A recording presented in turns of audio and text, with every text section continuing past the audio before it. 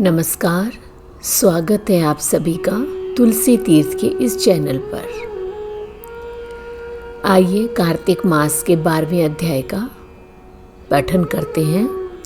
सर्वप्रथम भगवान विष्णु का मंत्रोच्चारण। ओम नमो भगवते वासुदेवाय तन्नो विष्णु प्रचोदयात्। आपका आशीर्वाद निरंतर बना हुआ है, आशा करती हूँ सदैव बना रहेगा। आइए पाठ को आरंभ करते हैं। कार्तिक मास के 12वें अध्याय का पठन। नारद जी कहने लगे, हे राजन, अब मैं भगवान के मंदिर में दीप दान तथा मार्जन करने का महात्म्य सुनाता हूँ, जो किसी समय मुझे ब्रह्मा जी ने बताया था। सबसे पहले चंद्रवंश में जयध्वज नाम का अत्यंत प्रतापी तथा प्रभु भक्त राजा राज्य करता था। नित्य प्रति भगवान के मंदिर में जाकर स्वयं मार्जन करता था, दीप जलाता था।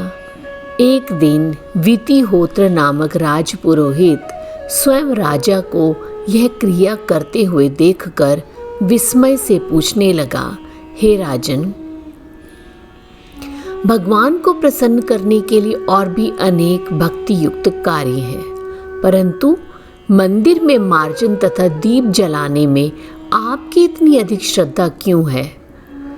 तब हाथ जोड़कर अत्यंत विनम्र भाव से राजा ने कहा, महाराज, इस संबंध में मैं अपने एक पूर्व जन्म का अत्यंत विस्मयकारी इतिहास बताता हूँ, जो भगवत कृपा से मुझे आज भी इस जन्म में भी स्मरण है। सत्यों के स्वरोचित मनवंतर में वेद वेदांगों का जानने वाला एक ब्राह्मण था।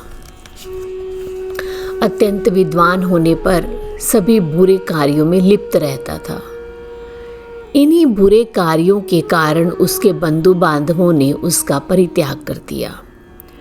एक दिन भूख प्यास से अत्यंत दुखी हुआ, घूमता फिरता नर्मदा के तट पर जा पहुंचा। वहीं पर उसने अपने प्राण त्याग दिए। उसकी स्त्री भी व्याभिचारिणी थी, अतएव उसके बंधुओं ने उसे भी घर से निकाल दिया था और उसके गर्भ से अत्यंत पापी मैं उत्पन्न हुआ। उस जन्म में मेरा नाम दंडकेतु था। मैंने भी अनेक पशुओं की, मनुष्यों की हत्याएं की। एक रात्रि को किसी स्त्री के साथ मैं एक सूने देवालय में गया, दीपक जलाया। इतने में उस सूने मंदिर में दीपक जलता देखकर ग्राम रक्षक वहां आ गए। मुझे चोर समझकर उन्होंने लाठियों से प्रहार किया। मेरी मृत्यु हो गई। प्राण निकलते ही भगवान के दूत वहां आए, मुझे सुंदर विमान में बिठाकर वैकुंठ ले गए। अब कार्तिक के महीने में भगवान के मंदिर में झाड़ू लगाना, दीपक जलाने से मुझे इतना फल मिला कि कई कल्प तक स्वर्ग में सुख भोग। अब मैंने चंद्रवंश में जन्म लिया है। यदि श्रद्धा भक्ति पूर्वक यही किया कार्तिक के महीने में की जाए तो उसके पुण्य के फल का क्या कहना है? नारद जी ने कहा, हे राजा, अब दूसरे के दीपक जलाने का महात्म्य सुनो। मनु के वंश में रैवत नामक राजा का भद्र बुद्धि नाम वाला पुत्र था। उसके यहाँ सुदर्शन नाम का अत्यंत पराक्रमी पुत्र उत्पन्न हुआ। भद्र बुद्धि की राजधानी नर्मदा के तट के समीप महेंद्र पर्वत पर थी। एक बार शिकार खेलने के लिए सुदर्शन अपने साथियों के साथ वन में गया। घूमते फिरते उसने नदी के उस पार एक सुंदर कन्या को देखा।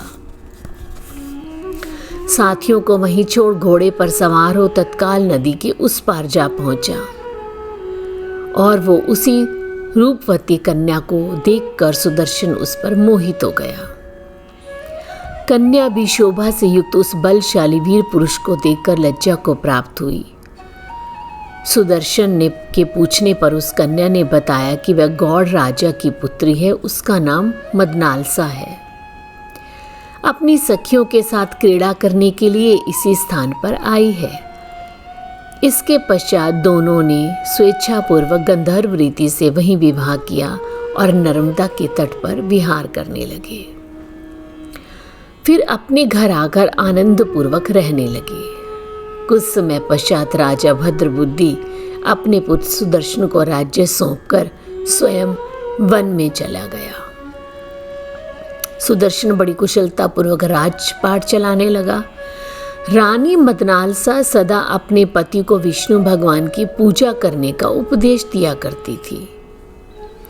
राजा और रानी दोनों भगवान के अनन्य भक्त बन गए थे। उन्होंने भगवान का एक स्वर्ण का मंदिर बनवाया। दोनों ही उसमें भगवान का पूजन व दीपदान करने लगे। एक दिन रानी मंदिर में दीप जला रही थी। उसी समय राजा ने उसे बुलाया, परंतु दीपक जलाकर आने में रानी को कुछ देर लग गई। उस पर राजा सुदर्शन ने क्रोधावेश में आकर रानी से कहा कि तुम तो कहती थी कि पति ही स्त्री का देवता है, फिर दीपदान करने में इतनी देर क्यों लगाई? और फिर तुमने मेरा अनादर किया। यदि देरी का अन्य कोई गुप्त कारण है देवी तो कहो। सती साध्वी मदनालसा अत्यंत स्नेहपूर्वक वचनों से बोली, महाराज, मैं आपको दीपदान का महत्व बताती हूँ। पिछले जन्म में मैं अन्न ग्रहण करने वाली चूहिया थी। एक दिन गोदावरी के तट पर भगवान के मंदिर में रात्रि को जलता हुआ दीपक बत्ती छोटी होने से बुझने लगा था। मैंने बत्ती को लोभ से पकड़कर उठाया और उस लौ से मेरा तो मुंह जल गया, पर दीपक जरूर जल गया। मैं मृत्यु को प्राप्त हुई, परंतु क्योंकि रात के समय भगवान का दीप प्रज्वलित किया था, इस कारण मैंने ऐसा सुंदर रूप पाया और आपकी रानी बनी।